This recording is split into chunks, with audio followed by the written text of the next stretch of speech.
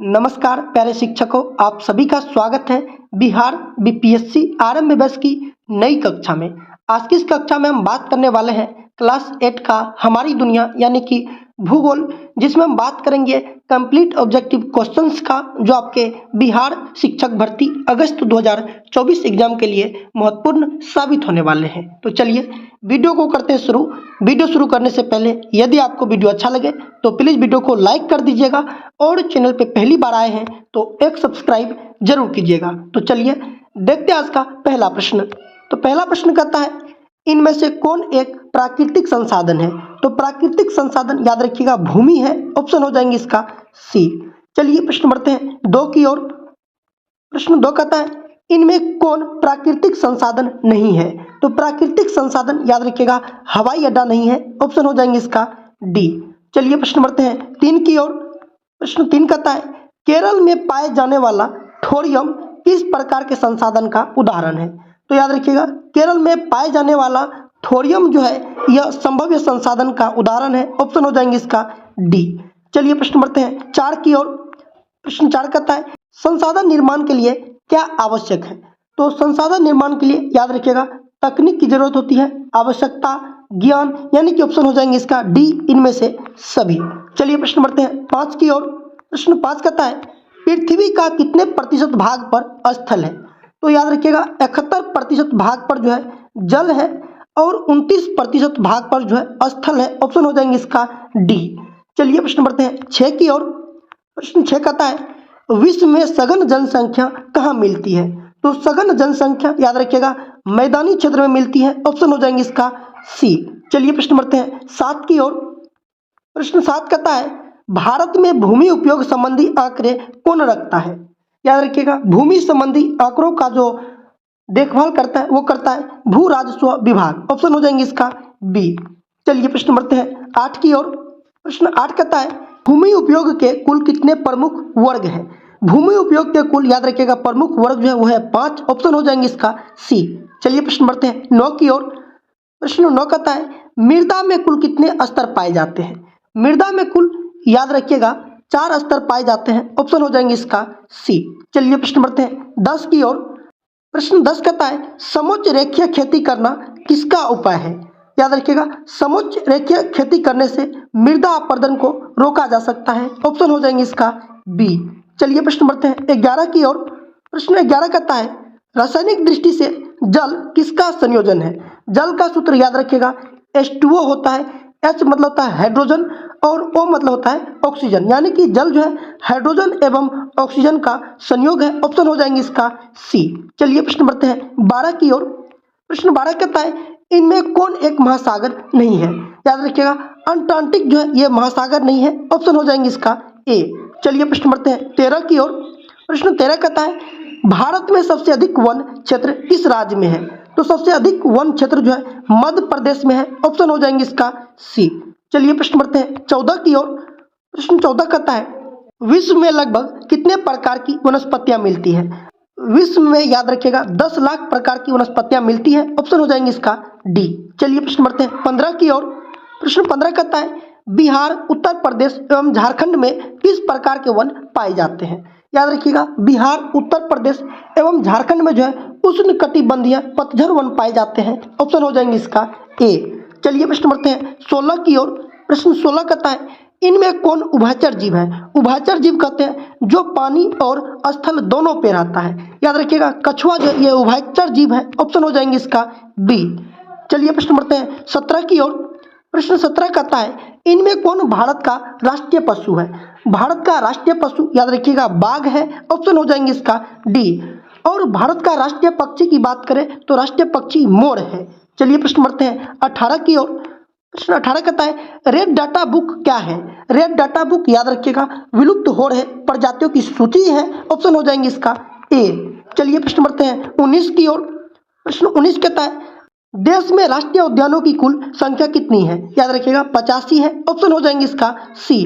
वर्तमान में राष्ट्रीय उद्यान याद रखिएगा 106 है। चलिए प्रश्न बढ़ते हैं 20 की ओर। प्रश्न 20 कहता है, खनिजों को कितने भागों में बांट सकते हैं? तो खनिजों को याद रखिएगा 2 भागों में बांट सकते हैं। ऑप्शन हो जाएंगे इसका ए। चलिए प्रश्न बढ़ते हैं 21 की ओर।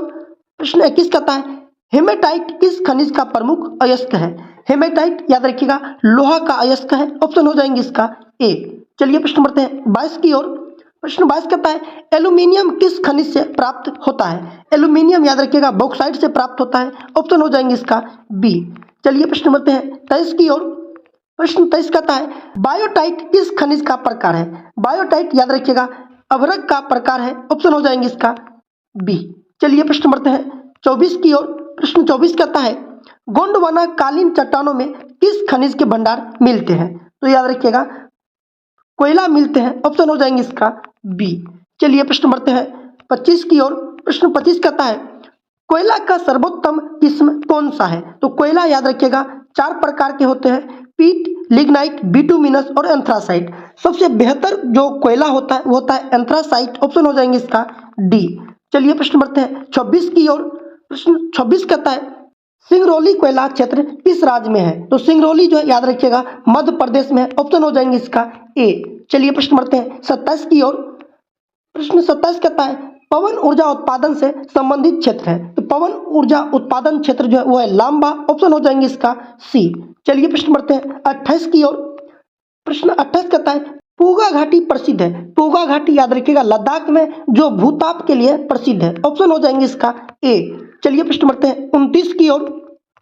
प्रश्न 29 कहता है कृषि कार्य में शामिल है।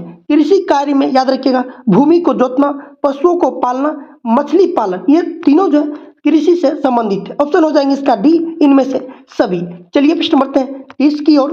प्रश्न 30 कहता है भूमि पर जनसंख्या के अत्यधिक दबाव वाले क्षेत्र में कौन सी खेती की जाती है? जहाँ पे जनसंख्या अधिक होती है वहाँ पे गहन खेती की जाती है। ऑप्शन हो जाएंगे इसका सी। चलिए प्रश्न बढ़ते हैं 31 की ओर। प्रश्न 31 कहता है इनमें कौन समूह रबी की फसलों से संबंधित है? तो रबी की फसलों से याद रखिएगा गेहूं और मटर है। ऑप्शन हो जाएंगे इसका डी। चलिए प्रश्न बढ़ते हैं 32 की ओर। प्रश्न 32 कहता है बिस्कोमान उपलब्ध कराती है। बिस्कोमान याद रखिएगा किसानों को खाद बीज उपलब्ध कराती है। ऑप्शन हो जाएंगे इसका ए। चलिए प्रश्न बढ़ते हैं 33 की ओर। प्रश्न 33 कहता है उद्योग का संबंध किस प्रकार की गतिविधि से होता है? उद्योग का संबंध जो है वो आर्थिक गतिविधियों से होता है। ऑप्शन हो जाएंगे इसका सी। चलिए प्रश्न बढ़ते हैं 34 की ओर। प्रश्न 34 कहता है दवा उद्योग किस प्रकार का उद्योग है? दवा उद्योग जो ये उपभोक्ता उद्योग है। ऑप्शन हो जाएंगे इसका डी। चलिए प्रश्न बढ़ते हैं 35 की ओर। प्रश्न 35 कहता है इनमें कौन कृषि आधारित उद्योग है? कृषि आधारित उद्योग जो है वो है वस्त्र उद्योग। ऑप्शन हो जाएंगे इसका सी। चलिए प्रश्न बढ़ते हैं 36 की ओर। प्रश्न 36 कहता है भद्रावती लौह इस्पात उत्पादक केंद्र किस राज्य में है? भद्रावती लौह इस्पात उत्पादक केंद्र जो है वो कर्नाटक में है। ऑप्शन हो जाएंगे इसका सी। चलिए प्रश्न बढ़ते हैं 37 की ओर। प्रश्न 37 कहता है जमशेदपुर स्थित टाटा लौह इस्पात केंद्र की स्थापना किस वर्ष की गई थी? तो याद रखिएगा जमशेदपुर स्थित टाटा लौह इस्पात की स्थापना 1907 ईस्वी में की गई थी। ऑप्शन हो जाएंगे इसका डी। चलिए प्रश्न बढ़ते हैं 38 की ओर। प्रश्न 38 कहता है बोकारो लौह इस्पात केंद्र किस पंचवर्षीय योजना में लगाया गया था? बोकारो लौह इस्पात केंद्र जो है तीसरी पंचवर्षीय योजना में लगाया गया था। ऑप्शन हो जाएंगे इसका सी। चलिए प्रश्न बढ़ते हैं 39 की ओर। प्रश्न 39 कहता है सेलम लौह इस्पात केंद्र किस राज्य में अवस्थित है? सेलम लौह इस्पात केंद्र याद रखिएगा तमिलनाडु में अवस्थित है। ऑप्शन हो जाएंगे इसका ए। चलिए प्रश्न बढ़ते हैं 40 की ओर। प्रश्न 40 कहता है टेक्सटाइल का मतलब होता है। टेक्सटाइल का मतलब याद रखिएगा बुनना होता है। ऑप्शन हो जाएंगे इसका बी। चलिए प्रश्न बढ़ते हैं 41 की ओर। प्रश्न 41 कहता है देश में कपड़े की मिल सबसे पहले लगाई गई। देश में कपड़े की मिल सबसे पहले जो है कोलकाता में लगाई गई थी। ऑप्शन हो जाएंगे इसका ए। और कब लगाई गई थी? तो 1818 ईस्वी में। चलिए प्रश्न बढ़ते हैं 42 की ओर। प्रश्न 42 कहता है 1854 में कपड़े की मिल लगी। 1854 में कपड़े की मिल जो है मुंबई में लगी थी। ऑप्शन हो जाएंगे इसका डी। चलिए प्रश्न बढ़ते हैं 43 की ओर। प्रश्न 43 कहता है सिल्क प्राप्त होता है। सिल्क याद रखिएगा कोकून से प्राप्त होता है। ऑप्शन हो जाएंगे इसका सी। चलिए प्रश्न बढ़ते हैं 44 की ओर। प्रश्न 44 कहता है वस्तु उद्योग के लिए आवश्यक है। वस्तु उद्योग के लिए याद रखिएगा ऊर्जा, कच्चा माल और श्रम, ये तीनों आवश्यक है। ऑप्शन हो जाएंगे इसका डी इनमें से सभी। चलिए प्रश्न बढ़ते हैं 45 की ओर। प्रश्न 45 कहता है सूचना प्रौद्योगिकी के अंतर्गत शामिल नहीं है। याद रखिएगा अंतर्देशीय पत्र जो है ये शामिल नहीं है। ऑप्शन हो जाएंगे इसका डी। चलिए प्रश्न बढ़ते हैं 46 की ओर। प्रश्न 46 कहता है सूचनाओं को शीघ्रता से भेजा जा सकता है। याद रखिएगा, सूचनाओं को शीघ्रता से जो है ब्रॉड बैंक से, इंटरनेट से और ईमेल से जो है तेजी से भेज सकते हैं। ऑप्शन हो जाएगा इसका डी, इनमें से सभी। चलिए प्रश्न बढ़ते हैं 47 की ओर। प्रश्न 47 कहता है भारत का सिलिकॉन वैली है। भारत का सिलिकॉन वैली बेंगलुरु को कहते हैं। ऑप्शन हो जाएगा इसका डी। चलिए प्रश्न बढ़ते हैं 48 की ओर। प्रश्न 48 कहता है भारत में कौन परिवहन साधन सबसे अधिक उपयोग में आता है। परिवहन साधन जो है सबसे अधिक उपयोग में सड़क आता है। ऑप्शन हो जाएंगे इसका सी। चलिए प्रश्न बढ़ते हैं 49 की ओर। प्रश्न 49 कहता है राष्ट्रीय राजमार्ग की देखरेख कौन सा विभाग करता है। राष्ट्रीय यानी कि एनएच का देखभाल जो है केंद्रीय लोक निर्माण विभाग करता है। ऑप्शन हो जाएंगे इसका बी। चलिए प्रश्न बढ़ते हैं 50 की ओर।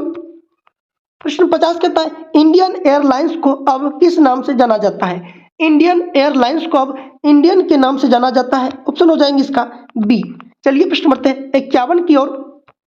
प्रश्न 51 कहता है पूर्वी मध्य रेलवे का मुख्यालय कहाँ है। पूर्वी मध्य रेलवे का मुख्यालय हाजीपुर में है। ऑप्शन हो जाएंगे इसका ए। चलिए प्रश्न बढ़ते हैं 52 की ओर। प्रश्न 52 कहता है जनगणना की जाती है। जनगणना याद रखिएगा प्रत्येक 10 वर्ष पे की जाती है। ऑप्शन हो जाएंगे इसका बी। चलिए प्रश्न बढ़ते हैं 53 की ओर। प्रश्न 53 कहता है भारत में सर्वाधिक जनसंख्या है। भारत में सर्वाधिक जनसंख्या जो है उत्तर प्रदेश में है। ऑप्शन हो जाएंगे इसका सी। चलिए प्रश्न बढ़ते हैं 54 की ओर। प्रश्न 54 कहता है भारत जनसंख्या की दृष्टि से कौन से विश्व में है। तो याद रखिएगा भारत जो है जनसंख्या की दृष्टि से विश्व में प्रथम स्थान पे है। ऑप्शन हो जाएंगे इसका सी। चलिए प्रश्न बढ़ते हैं 55 की ओर। प्रश्न 55 कहता है एशिया के पूर्व में है। एशिया के पूर्व में याद रखिएगा प्रशांत महासागर है। ऑप्शन हो जाएंगे इसका ए। चलिए प्रश्न बढ़ते हैं 56 की ओर। प्रश्न 56 कहता है संसार की छत कहलाती है। पामीर का पठार को जो हम लोग संसार का छत कहते हैं। ऑप्शन हो जाएंगे सी। चलिए प्रश्न बढ़ते हैं 57 की ओर। प्रश्न 57 कहता है एशिया के दक्षिणी भाग की जलवायु है। एशिया के दक्षिणी भाग की जलवायु जो है विषुवत रेखीय है। ऑप्शन हो जाएंगे इसका डी। चलिए प्रश्न बढ़ते हैं 58 की ओर। प्रश्न 58 कहता है किस आरेख का दूसरा नाम चक्र आरेख है। याद रखिएगा वृत्त आरेख का दूसरा नाम जो है चक्र आरेख है। ऑप्शन हो जाएंगे इसका बी। चलिए प्रश्न बढ़ते हैं 59 की ओर। प्रश्न 59 कहता है वक्र रेखा द्वारा दिखाया गया आरेख कहलाता है। वक्र रेखा द्वारा दिखाया गया आरेख याद रखिएगा रेखीय आरेख कहलाता है। ऑप्शन हो जाएंगे इसका सी। चलिए प्रश्न बढ़ते हैं 60 की ओर। प्रश्न 60 कहता है सड़क दुर्घटना में घायलों की मृत्यु का कारण क्या है। जब सड़क दुर्घटना होता है तब घायलों की मृत्यु का क्या कारण है। तो याद रखिएगा रक्त का बहना। ऑप्शन हो जाएंगे इसका ए। तो ये था क्लास 8 का हमारी दुनिया यानी कि ज्योग्राफी, जिसमें हम बात किए 60 ऐसे महत्वपूर्ण प्रश्न का जो आपके बिहार शिक्षक भर्ती अगस्त 2024 एग्जाम के लिए महत्वपूर्ण साबित होने वाले हैं। वीडियो आप लोगों को कैसा लगा कमेंट करके बताइए। अगर वीडियो आप लोगों को अच्छा लगा हो तो प्लीज़ अपने दोस्तों के साथ वीडियो को शेयर कीजिए और लाइक कीजिए, और चैनल पे पहली बार आए हैं तो एक सब्सक्राइब भी कर लीजिएगा। फिर मिलेंगे नए वीडियो के साथ, तब तक के लिए जय हिंद।